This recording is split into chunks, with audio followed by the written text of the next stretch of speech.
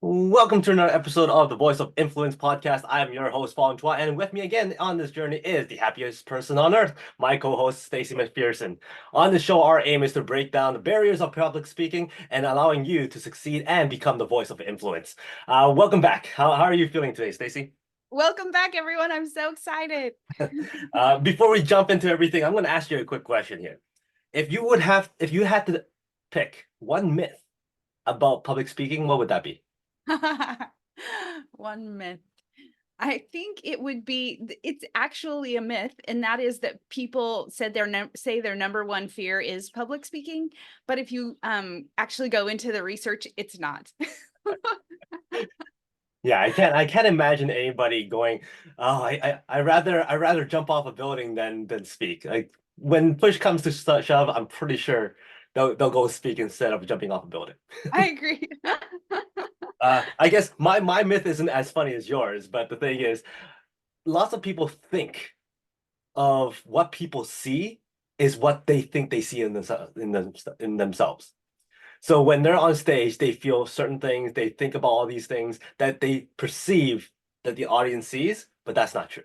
Most of the stuff that you think about, people don't notice, That's so true. Oh my right? gosh, that's a good one. I've had this one coach come up to me and goes, "So what are you afraid of?" I'm like, "Well, I don't know. When I'm on stage, I might be shaking." He's like, "Yeah, people don't see that." Well, how about sweat? He goes, people probably don't see that, but I would recommend you not wear a shirt that, shows the sweat. But most likely people don't see that. I'm like, "Oh, interesting." So it's all in my head. I'm like, "Yeah, it's in your head." I'm like, that changes everything." So true. It's so true. Okay, so I was curious how you came up with teaching the group about power introductions. You did such a great job teaching our Voice of Influence group about it, and I wondered how it came about. Funny how you asked that because that's one of our topics today, right? Um, well, first of all, I'm sure you've had the experience of you going up on stage, do a talk, and before you go up there, somebody's going to introduce you. How many times has that person either A, screwed up the introduction, or B, was so boring that it made you not want to go up there anymore, right? It happens so often where the person goes and introduces the next speaker and they're going, well, today our next speaker is going to be this. Please give them a round of applause. I'm like, oh, you just killed the whole mood. Or they go, please welcome up Fang Chub. I'm like, that's not my name. So that just messed up everything. So the reason why I think power introductions are so important is one, if you're the host, it would be great for you to really showcase whoever the next person is coming up to speak is to really make them feel power and engaged and excited before they can come up. So that's why power introductions are so important. For a person who's actually being introduced on stage, it'd be great if you could provide that power introduction if they don't have one. So if you could come up with a great introduction for yourself, have them read it, have them prepare it, then at least you could control the narrative a little bit. It really changes everything. It changes the mood. It changes how you feel when you go up on stage. It changes how other people see you when you're on stage. It just makes a whole big difference when the introduction is done correctly. What do you think? That's awesome. That's so cool. And then when we did it as a group, it was so cool because we did breakout rooms and we paired people up, and then they practiced with Fong's method. Like he shared his step-by-step method of how he does power introductions. And I remember at the end when we were getting feedback, that was someone's favorite part. They were like, they just loved that. And it was such good training. It's a lot of fun, and the thing is, lots of people do introductions just by winging it. They think, oh, I just need to say their name and it's good. Well, you have to set it up a little bit. And from my experience, this is how I usually set up my introductions, and I find that it really highlights the person coming up, and it really highlights their credibility as well. So before even saying their name, I like to give it a little bit of a lead up. And then the name is the wow, here's the person coming up after all this stuff. So first of all, I like to say how we kind of met that person or how I got to know that person. Then I would share something about what stood out about that person that I really was like, wow, this person is somebody I need to know. Then what am I amazed about this person? Not only did this aspect stand out, but what about them really amazes me? And because I have that relationship with them, now I'm the connecting point between the speaker and the audience. By me saying I'm impressed, I'm surprised and amazed about this person's credibility and what they've done, I'm connecting the dots for the audience. Then I go, hey, this is why people need to really pay attention to this person, what they're going to talk about, and then finally their title and then their name. So, as an example, if I was to do Stacy's introduction, it'll be something like this. A few years ago, I had the opportunity to watch this one incredible person go up on stage and completely wow the audience. Once she got up there, not only you can you feel the energy when she's walking up, but man, that smile brightens up the room and everybody's like, wow, I need to know what this person's gonna talk about. And sure enough, not only her energy, but her smile, it's obvious that she has great positivity and is one of the most happiest people that you're ever gonna meet. And sure enough, that's how other people know her as the happiest person on earth. Now, having been able to get to know her a little bit more and got to chat with her a little bit more, I found out she's an expert when it comes to helping people's relationships. She's an expert when helping people succeed in their life goals and their life journeys. And that is something I think is really, really important for everybody to know because everybody wants to improve. And when you're being able to work with somebody who has so much positivity, so much great energy, and so much great happiness, it's no doubt that you can incorporate and implement some of the techniques and skill sets that she teaches. So that's why you really have to listen to this person. Please welcome relationship expert, international renowned speaker, Ms. Stacy McPherson. Oh, you're so good. And you've had lots of practice because of your podcast. I watch your podcast and you do that every time and it does. You're so right about it, bringing that energy and actually bringing in that we should listen to this person. Fong's excited about them. We should listen. And it just has this I like to call it virtuous spiral because it's just like the energy just keeps going up. It's so cool. And one more thing I have to add to that is the energy of delivery. If you say all that stuff monotone and without any actions and without being excited yourself, then how do you expect the audience to be actually excited for you or excited to see or listen to that person? If you don't have that energy, the audience is not going to have that energy. And in return, your speaker is not going to have that energy. So energy is so important, whether it's all over with gestures and body language or nice and subtle but with power and impact. It makes a world of a difference when you're introducing people. Now, for you, when people introduce you with that type of energy, how do you feel? Like when you're behind the stage and you're ready to come up and somebody gives you a great intro, how do you feel as a speaker? It's so good. It's so good. It makes me think of Tony Robbins and how he has this like small trampoline in the back, how he has all of these things that prep him to get in that right energy. Just listening to that kind of introduction would be enough for me. Seriously, like you're just like feeling the energy and feeling the welcome. It's so good, right? Exactly. Now, if you get an introduction that's lackluster and energyless, what do you do? How do you bring the audience back up on your side? Yes, good question. I think that bringing your own energy is important and having something about the beginning of your speech they call it a hook, where you draw the audience's attention in, just really draw it in. And so your energy can really just shift it within the first few seconds of your speech, really. Exactly. Like for myself, when I know that the intro is lackluster and energyless, for me, that's when I try to turn up my energy even more because Even I more. need to overcome what was already done and try to bring people back up. And I love doing either an exercise thing at the very beginning of my talks or some kind of joke or question just so that I could get people involved. Because if you start off the speech saying, "Hi, my name is this," and here's my topic, here's what I'm going to talk about. Well, there's this, okay, here's another speaker that's just going to talk about their 3 points and whatnot. But if you start it off with a very engaging question or starting it off with some kind of activity or getting people involved, bringing their energy up really, really helps as well.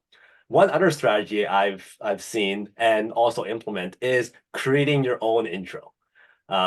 being able to control the narrative, control the energy of the intro is very, very important as well. For instance, if you're able to do a video intro and take the responsibility away from the host and go, hey, host, just tell them to queue up the video, and that's all you need to do. Don't say anything else. Let the introduction do the introduction for you. And controlling that narrative is so much more easier. And you get to utilize that video to bring the energy up and the credibility for you by controlling that narrative. What do you think? I agree. I agree. I've been to ones where they even have like a really catchy beat with the music, and people even can clap with the rhythm of the music. Like that really brings in the energy. Awesome. For people who are looking for introductions or how to get those introduction videos done, there's lots of options out there. I'm sure that either Fiverr or some outsource company can do it for you, and it's not as hard as people think. As long as you have the content, a script, and making sure that every single word that's being said in that introduction applies to some sort of credibility or branding aspect to you and your company. Put that Right. all together, storyboard it, and send it off and see what you get. Because you'll be amazed. Sometimes for me, once I saw my first video being done, I was like, wow, that's a whole lot more impressive than what I thought it would be. And now I'm excited. So every time I see my introduction video go up, I'm like, I need to live up to that now. Very cool. Very cool. I love it. So we've talked about in the past body language. We've talked about how to prepare, the fallacy of feedback and whatnot. And today we talked about the power introductions. The other topic we want to jump into is networking. And when it comes to networking, how does the skill sets of public speaking help with networking? Stacy? Oh, that's so good. It's so good. Networking is improv. You don't know what the person's going to say, what question they're going to throw at you. It can be very much the same skills that you use when you're doing improv. And so definitely improv, also confidence and posture and being comfortable speaking clearly, enunciating, all of these things. Speaking in a way that's impactful, using gestures that are natural, having pausing, changing your tone. All of these things are powerful because the more impact you can make in those first few moments, the more they'll remember you positively and potentially want to work with you in the future. No, I know a lot of people out there saying, I don't like small talk. So how do you overcome the mentality of small talk, but still needing to break the ice so that you can network and get to know each other? Yes, yes. Okay, I have a plan for this, and that is that you know what question you're going to ask before they finish talking. So if they turn it back over to you, they're in control of the conversation. They get to choose what small topic, right? Mhm. So instead, you get it in your head a question, and if it's a question that actually opens up, like engages them, is interesting, is something about them in that you could learn about them that's not just the typical small talk type thing, but you have to have that question in your head and know what you're going to ask before they finish talking and take back the floor. And so that's the thing, is you just have to know it. What types of questions do you usually ask? So for myself, first of all, one myth that people think networking is all about is talking. So therefore they go, well, I'm shy, I don't want to talk and all that kind of stuff, hence I can't network. That's so far from the truth because I know a lot of people who are very shy and who are introverts who's able to network simply by jumping into a group and just listening. The occasional, uh-huh, mm-hmm, oh, interesting. All of a sudden they're like, wow, what a great conversation. You've only said three words throughout the whole thing, but they felt that, hey, you were listening. So even people who are very introverted and shy can network by simply just getting engaged with the conversation by listening effectively. Now, when it comes to asking those questions, I personally, I really, really do not like, so how's the weather? Or how that weather outside is so nice right now. What do you think? Like that just completely blows me out of the room and goes, oh, I don't want to answer that. I personally, like, depending on who I'm with and all that kind of stuff, I'm like, so what's been going on in your life and what are you passionate about right now? And that just opens the door to so many different things because not many people talk about their passions. How about yourself? Exactly. You get to know something they care about, something that's deep and important to them, and it brings out this kind of connection. Because think about it, after you walk away from someone, after you've networked, what do you want them to do or feel? You want them to view you positively, view the interaction positively, and think, wow, I really liked talking with that person. And so whenever you ask them, people love to talk about themselves. They love it.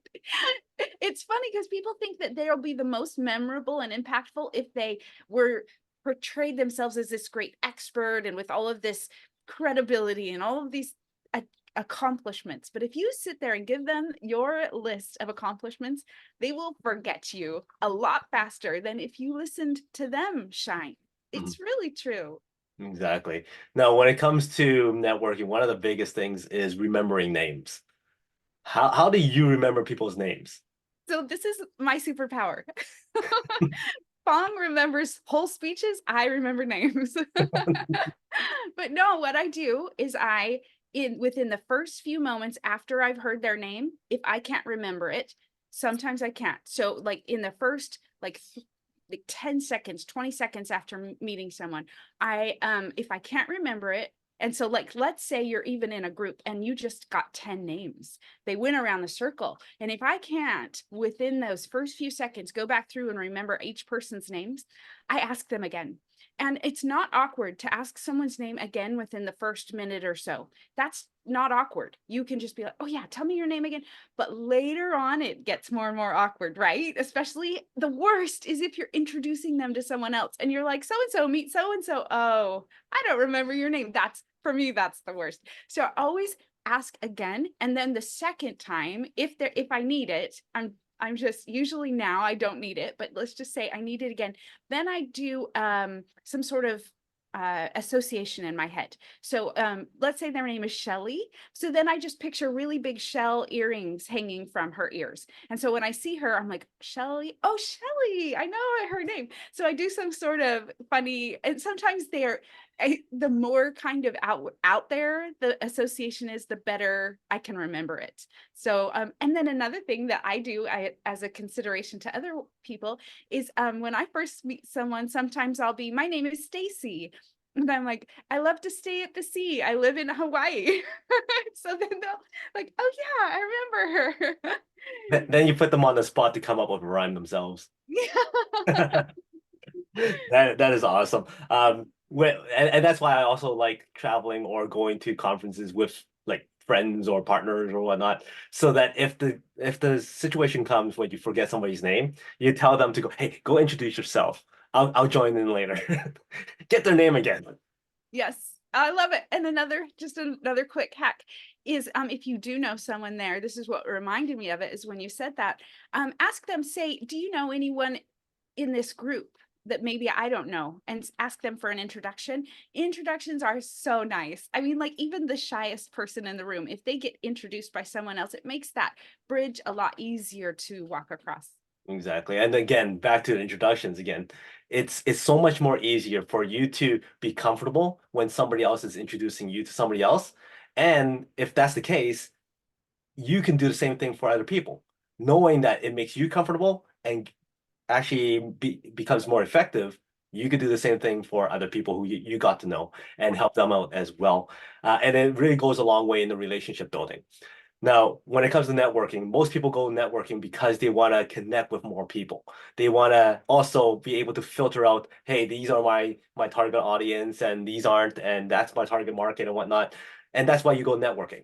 Now, when it comes to speaking, one of the biggest advantages of being a speaker is after you give your presentation, most likely people come to you to introduce themselves. It saves you so much more time.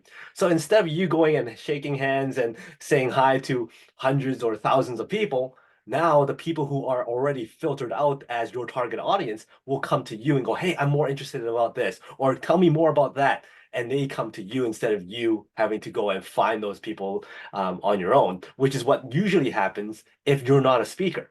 And which is why it's so important if you ever get a chance to speak on stages or speak at a conference or speak virtually, say yes to those opportunities because it really simplifies your networking time and also that credibility as well. People come to you.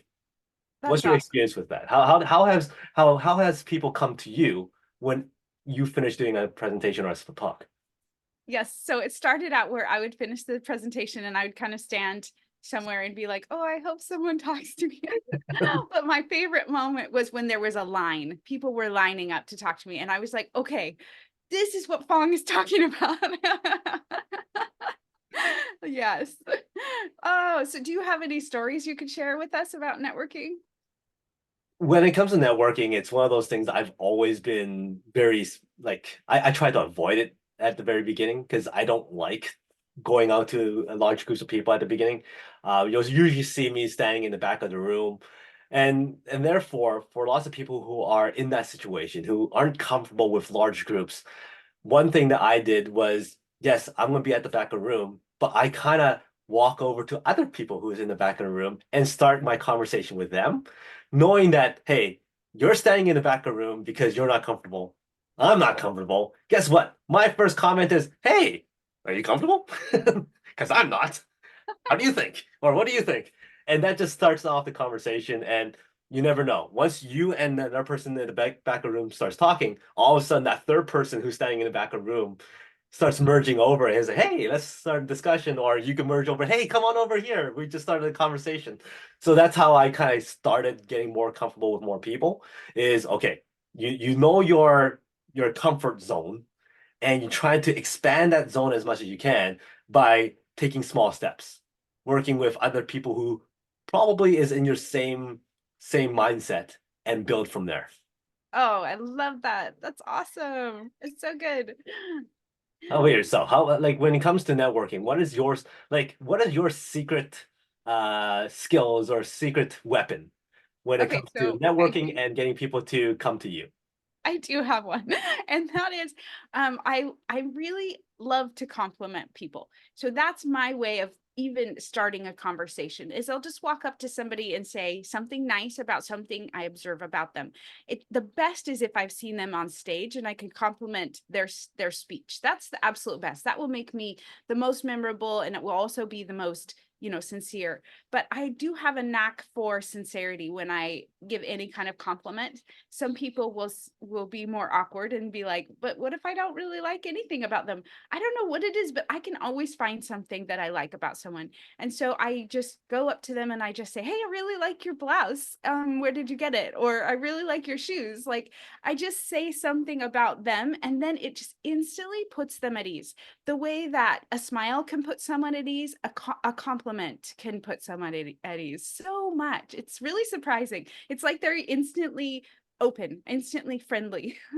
Totally agree. I had somebody come up to me and say, wow, you've been working out. I'm like, uh-huh. No, I haven't. But but the fact that he said that, I'm like, yeah, I feel great. Yes, I have been working out. But inside, I'm like, I haven't touched the weights for months. What are you talking about? But you made me feel good, so I'm at ease. Let's start chatting. So it totally works. And whether it's true to them or not, like the person you're complimenting to, it makes them feel good. I can speak from experience. No, I did not work out, but thanks for saying so.